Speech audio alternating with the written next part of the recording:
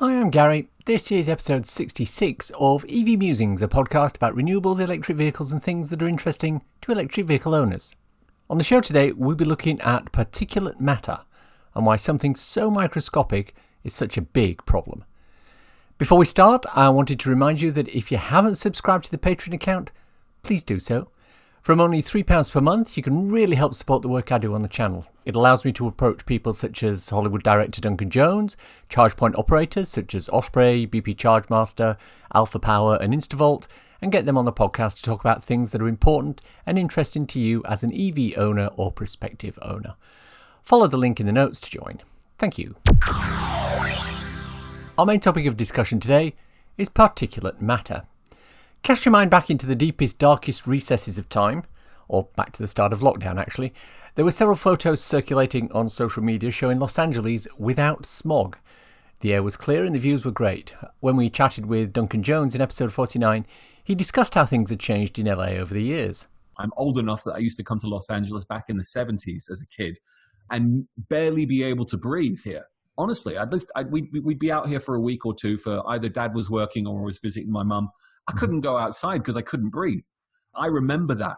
And it's much, much, much better now. But you still have bad days. And the pollution can get really kind of heavy when it's a really, just a still day and it's hot and all the cars are out and everyone's using the air conditioning. And it doesn't have to be that way. That's the thing is I truly believe it doesn't have to be that way. And if it doesn't have to be that way here, it sure as hell doesn't have to be that way in London or other cities where things are not as geographically kind of designed to trap pollution. Los Angeles is just it's just in a really bad place because it's surrounded by mountains and when you get a still day, everything just gathers in the city. Have you seen some of the recent pictures of downtown LA without any of the smog? Because of course everybody's in quarantine now, so it's stunning. It's not. I mean, Los Angeles for sure, but there's pictures coming from all over the world. I think there's I remember seeing a city in India where they could actually see the Himalayas. You could see the Himalayas. It was the first time in 30 years that anyone had seen the Himalayas from this city. Smog is a portmanteau word made from two other words, smoke and fog. Now, obviously, in Los Angeles, there's smog every day and there isn't always smoke, and rarely is there fog. So, what's actually creating the smog? It is, of course, air pollution.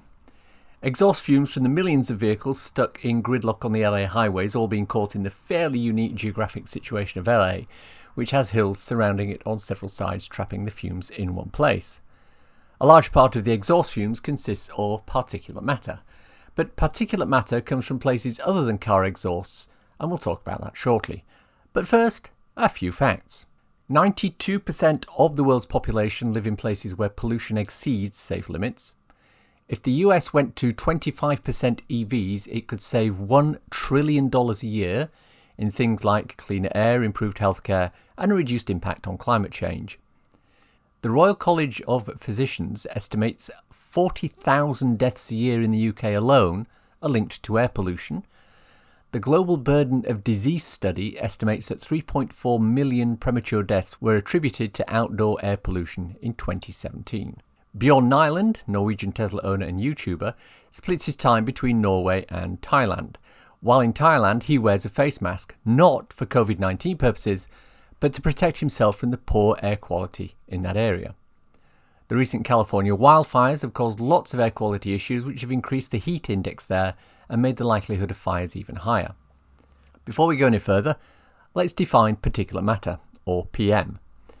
This is microscopic particles that float in air and get inhaled by humans and animals.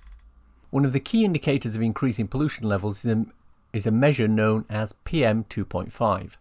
The 2.5 in PM 2.5 refers to the size of the pollutant in micrometers, or micrometers. The tiniest thing the human eye can see is at least 0.1 millimeters, about the width of a strand of fine hair. 17 micrometers. So this is much, much smaller than that. Pollution levels are, of course, an indicator of climate change. The records for atmospheric CO2 in the air can be traced back to the pollution caused by burning fossil fuels. At the moment, November 2020, the proportion of CO2 in the atmosphere globally is 418 parts per million. Historically, we were much lower than that. In 1960, it was less than 320 parts per million. As recently as 1980, it was only 340 parts per million. Although there are different types of particulate matter, PM2.5 has been identified as being of key interest for one simple reason. The particulates and whatever microscopic toxins they may be carrying with them can't just penetrate your lungs. They're also small enough to pass directly into your bloodstream. And the long-term issues that this can cause can include lowered heart function, possibly leading to heart attack, asthma attacks, reduced lung function and exacerbation of lung conditions, wheezing or coughing, throat, nose or eye irritation, and shortness of breath. Not fun. So where does particulate matter come from? Well, in the first instance, with ICE vehicles, PM comes from the burning of hydrocarbons. This is an overall pervasive issue for many reasons. We've already mentioned the fact that sitting in traffic on an LA freeway during rush hour can cause pollution, but it's even worse than that in some places. If you're taking your kids to school, or picking them up, and you're in a queue of vehicles, each one of them will be kicking out PM2.5 right into the kids who are waiting to be picked up. This is particularly egregious for very young or small kids, as the exhaust fumes are coming out at their height rather than those of an adult who will, of course, be taller. And this is the reason a number of countries have idling laws. You cannot sit in one place with a vehicle engine running for more than X minutes. In the UK, local authorities have the power to issue £20 fixed penalties for emission offences and stationary idling under the Road Traffic (Vehicle Emissions) Fixed Penalty (England) regulations 2002. That is a little bit of a mouthful. However, it is important to note that fines are imposed only if a motorist refuses to switch off their engine when asked to do so by an authorised person. Idling is commonplace for a number of grocery home delivery providers, for example. Because a lot of their vans have freezers attached to them, it's preferred that the vans are kept running permanently during the day to ensure the freezer stays cold and so your food doesn't melt. And this can be while the actual delivery is being made, or when a driver is waiting between deliveries to arrive at a scheduled time. Those grocery companies that have gone electric don't have this issue, as the freezer is cooled from the traction battery or from a plug at the depot. Recently, Ocado in the UK had permission denied for a new depot which was situated right next to a junior school in London, and one of the deciding factors in the planning authority's decision to refuse this was the pollution aspect so close to a school. So particulate matter is an issue pretty much everywhere. Suppose, however, we got every car on the road to be an EV. Would that stop PM2.5? No. It would certainly improve the situation, with far fewer small particles being kicked out into the atmosphere. But PM2.5 doesn't just come from burning fossil fuels. It also comes from burning anything. This includes the lovely vanilla-scented candle you have in your bedroom at night, or the wood-burning fire that heats your living room on a winter's evening. Fireworks, barbecues and fire pits all contribute to PM2.5. There are certain people who have sensors outside their home which measures the amount of PM2.5 in the air, and it can pick up somebody lighting a backyard fire to burn some paper or leaves or whatever, so it's actually quite sensitive. Given that we're living in a world where we are being negatively influenced by a novel respiratory virus, this would seem to be something of a problem. But it doesn't stop there. Even if every car on the road was an EV, we would still get particulate matter from vehicles. And this is because the tyres that every car runs on will be creating particulates. You've all had to have tyres replaced after they've worn down. Have you ever stopped to ask where the worn down bits of tyre have gone? Sometimes it's fairly thick chunks of rubber left on the side of the road. Formula 1 call these the marbles. But more often than not, it's the tyres wearing down into fine PM2.5, which is then caught up in the air vortex around the moving vehicles and tossed into the atmosphere. This then mixes with all the other types of particulate matter in the air that we breathe, and it continues the problem. Luckily, in the case of tyres, there is a solution. More durable tyres are being created that last longer than the ones we use now. But the problem with these tyres is that because they last longer, tyre manufacturers won't sell as many of them, so the price will increase. So the question then becomes, would you spend £500 per tyre for one that lasts much longer and minimises the PM2.5 that's produced?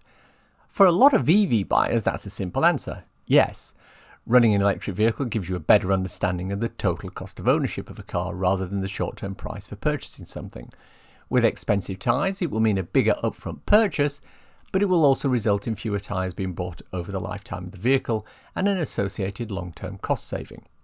For current ICE drivers, that may not be the case. Another vehicular source of PM2.5 is brake dust. Every time you apply the brakes in a car, you're wearing down either the metal discs themselves or the carbon brake pads that clamp onto the disc. Over time, these wear down to nothing and need replacing. As with the tyres, this carbon dust is going somewhere, and this somewhere is into the air we breathe. Do EVs still have this issue? Yes, but to a far lesser extent. Because EVs benefit from regenerative braking with their motors and batteries, the usage of the actual mechanical brakes themselves is a lot lower than with an internal combustion engine car. There are reports of EVs covering 30,000, 40,000, 50,000 miles still on their original brake pads because they don't need to use them so much. Of course, ultimately, they will wear down over time, but it's to a far lower and slower extent than for internal combustion engine vehicles. In closing, it's important to remember that PM2.5 is something of a hidden killer. You can't see it in the air, and it's easy to conflate it with overall pollution and CO2 levels, but they are distinct things.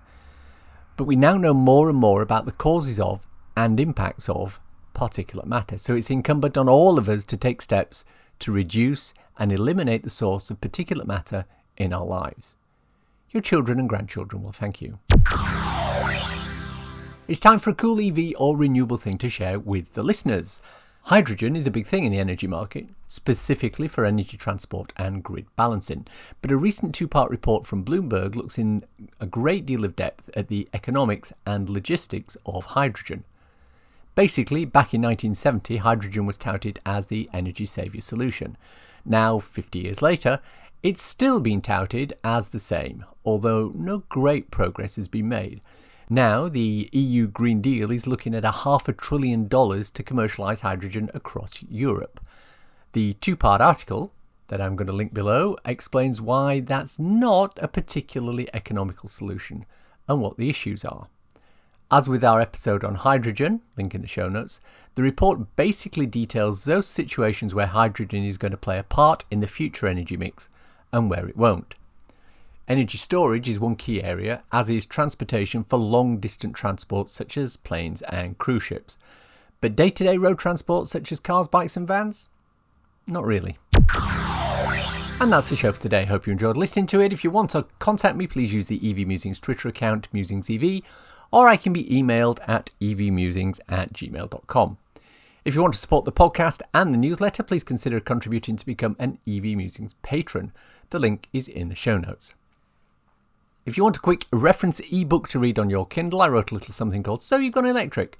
It's available on Amazon worldwide for the measly sum of 99p or equivalent, although it is free at the moment on Kindle Unlimited or if you're in the Kindle Lending Library, and it's a great little introduction to living with an electric car. Links for everything we've talked about in the podcast today are in the description. If you've enjoyed this podcast, please subscribe. It's available on iTunes or wherever you get your podcasts. A review would be really nice. A 5-star review would be superb. Thanks as always to my co-founder Simon. You know, he likes to think of himself as a bit of an inventor. His latest idea is something that will improve air quality across the world. What is it? Everyone should have something attached to their car exhaust that's shaped like the land around Los Angeles. Why? Geographically kind of designed to trap pollution. Thanks for listening. Bye-bye.